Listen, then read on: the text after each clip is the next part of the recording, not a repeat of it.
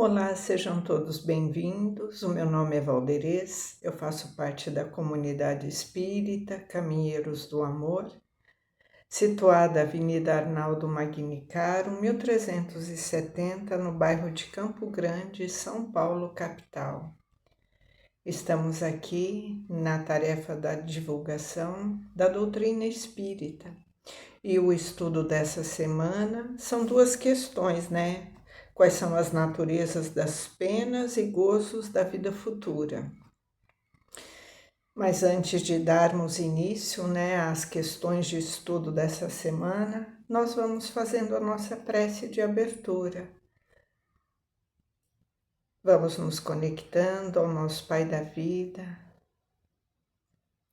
ao nosso Pai de infinita misericórdia, que nos oportuniza a cada amanhecer, para que possamos renovar as nossas consciências, buscando o nosso progresso, o nosso crescimento, e também para que possamos desenvolver o amor, essa centelha divina, que é o nosso objetivo de estarmos aqui reencarnados, nos recompor conosco e com o nosso próximo. É assim que nós vamos crescendo, evoluindo, para alcançarmos a plenitude que tanto buscamos.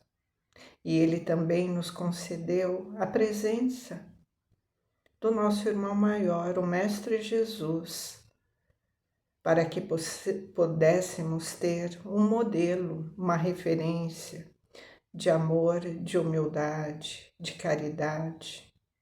E Jesus nos trouxe todos os seus ensinamentos e o seu modelo amoroso, para que nós não nos perdêssemos na nossa caminhada. Portanto, Ele é o nosso farol, Ele nos dá o direcionamento de como devemos conduzir as nossas escolhas e a nossa relação para com o nosso próximo. E assim, nessa alegria, vamos também mentalizando Jesus nos nossos lares, que essa paz desse irmão maior possa adentrar das nossas casas, trazendo harmonia, trazendo o bom compartilhamento, a amorosidade e nos restituindo as forças para que possamos viver na nossa plenitude e nos desenvolvermos enquanto espíritos. Então, vamos pedindo e rogando, né, as inspirações para que possamos compreender essas duas questões do estudo do Livro dos Espíritos. E vamos ver o que Kardec pergunta, né, na questão número 965, né, que é o estudo dessa semana, a natureza das penas e dos gozos futuros. Então, basicamente aqui Kardec está perguntando, né, no que se consiste, né, a alegria ou a nossa infelicidade no mundo espiritual. Elas têm raiz nas coisas que a gente sente no corpo, né, nas sensações do corpo, ou são sensações que o nosso espírito sente, né, ou pensa as coisas que a gente vivenciou e como que isso vai funcionar, né, no momento que nós desencarnarmos, quando estivermos na nossa verdadeira pátria, né, que é a pátria espiritual. Então, Kardec aqui está perguntando, né, as penas e os gozos da alma após a morte têm alguma coisa de material? E eles respondem: não podem ser materiais, desde que a alma não é matéria. O próprio bom senso diz: essas penas e esses gozos nada têm de carnal, e é por isso mesmo que são 1000 vezes mais vivos do que os da terra. O espírito, uma vez desprendido, é bem mais impressionável. A matéria não mais lhe enfraquece as sensações. Então vamos entender, né, o que seria essa resposta aqui, né? O que realmente vai importar para o espírito na questão da alegria ou da tristeza, né? Das infelicidades no mundo espiritual. Então, aqui no Livro dos Espíritos, né, Allan Kardec ele está perguntando, né, se as penas e os gozos da alma após a morte têm uma natureza material. E os espíritos respondem que não são materiais, né, pois a alma não é matéria. No entanto, são 1000 vezes mais vivos que na Terra, pois o espírito ele fica liberto, ele fica mais impressionável, quer dizer, ele fica mais sensível à sua consciência de espírito, né? Então ele fica muito mais sensível, o seu olhar espiritual, porque sem esse embotamento da carne, né? Sem o peso da carne, o espírito ele fica muito mais liberto e ele fica muito mais impressionável, né? Sem essa condição. E nessa resposta fundamental, ele estabelece a base no entendimento da vida espiritual como vida futura, né? A nossa vida, a verdadeira vida. Então, os pontos essenciais dessa resposta, né? Primeiro, essa natureza imaterial, quer dizer, não é um corpo, não é o físico, não é a nossa carne que vai sentir. Então, sem o véu, as limitações do corpo, a gente perde essas limitações do corpo. O espírito sente de forma mais amplificada as suas próprias emoções, os seus remorsos e as suas alegrias. Então, aqui não é a carne que vai doer. Nós não vamos sentir a carne doendo, a gente não vai sentir frio, calor, não vai sentir fome. Nós vai aflorar no espírito as sensações.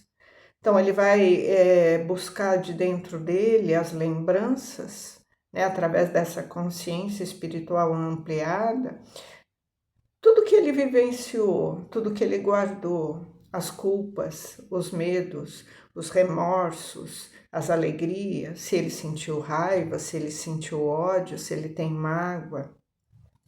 Então, o que vai mesmo diferenciar tudo isso vai ser o reflexo das escolhas que ele fez enquanto ele estava aqui no mundo material.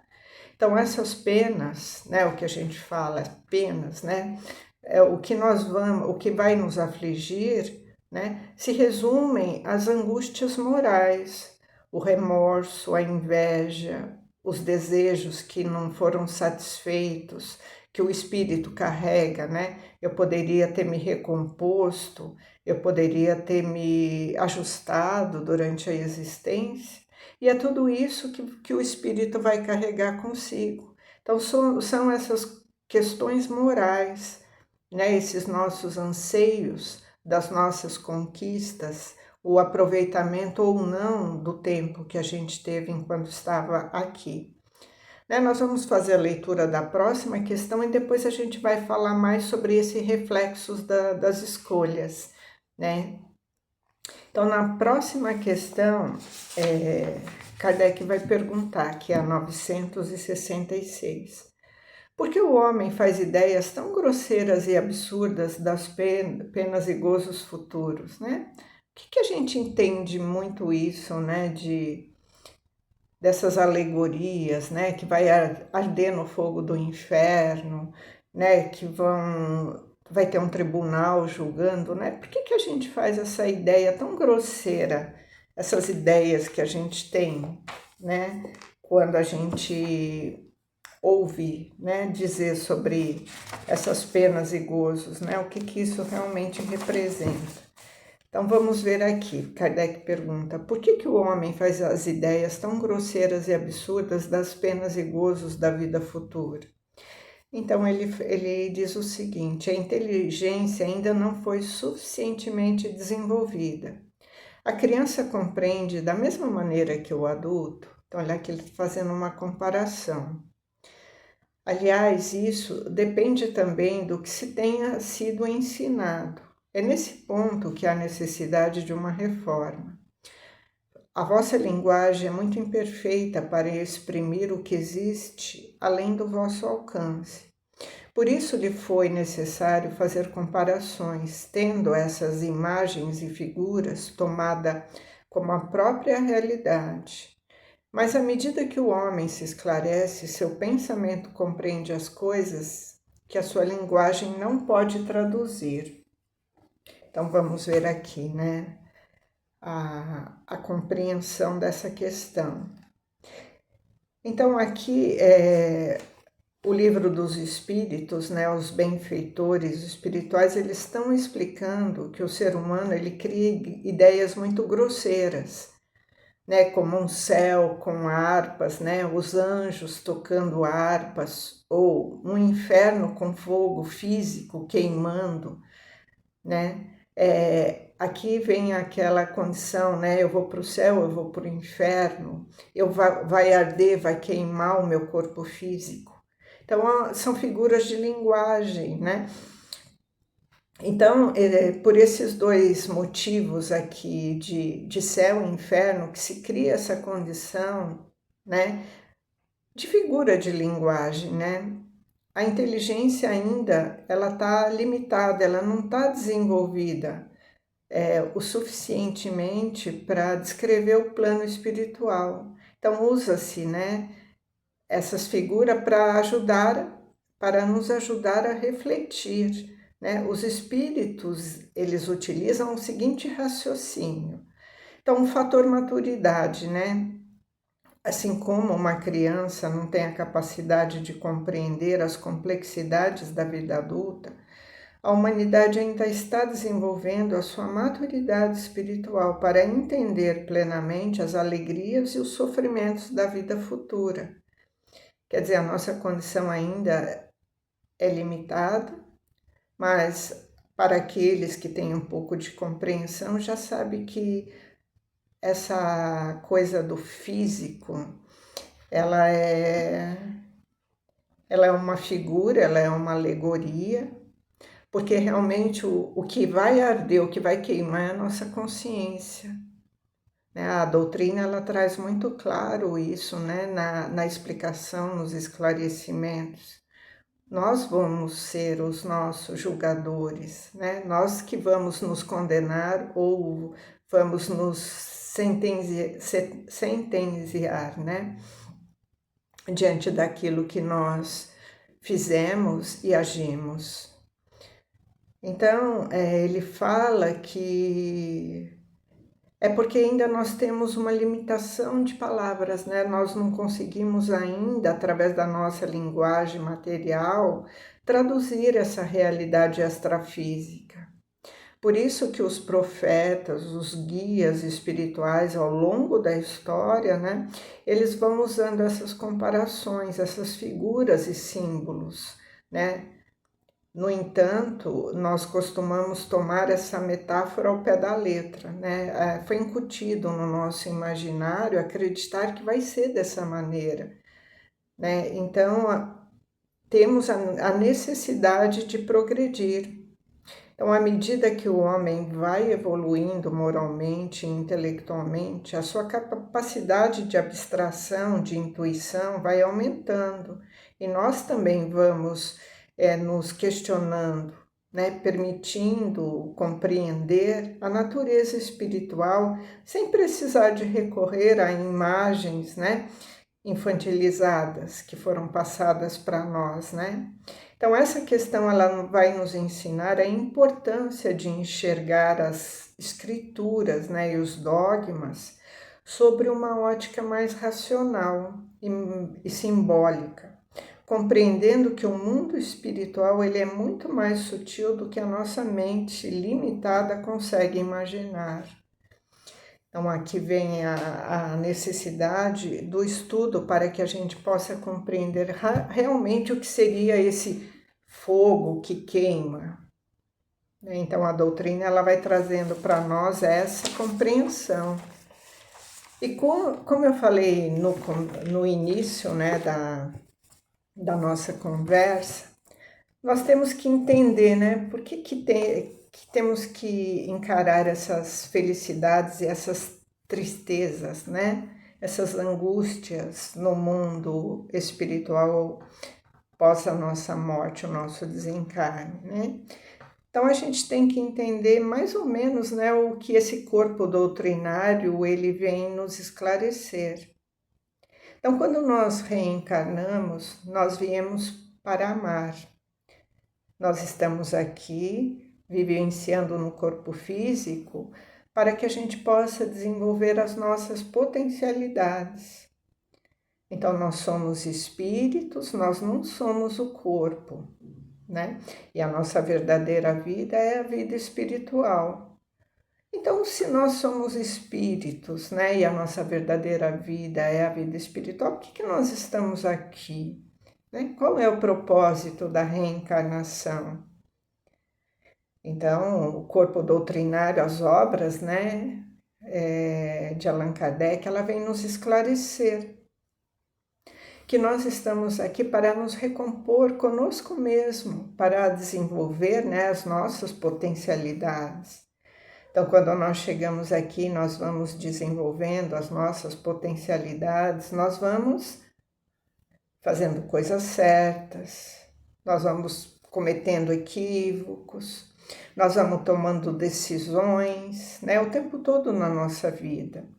Então, nós podemos guardar mágoas, nós podemos amar, nós podemos odiar, nós podemos ser indiferentes, nós podemos achar que estamos sempre certo. E assim nós vamos fazendo, né, as opções, nós vamos escolhendo diversas condutas, né?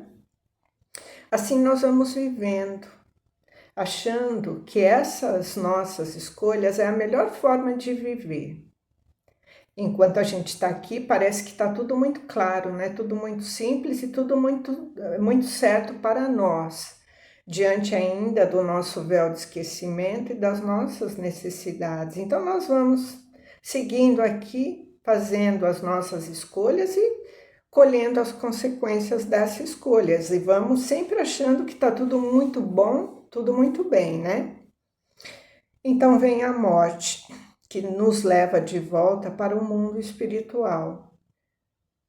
Aí quando nós chegamos lá, a nossa consciência espiritual, ela aflora novamente, porque enquanto estávamos aqui, ela estava abafada pelo nosso corpo físico.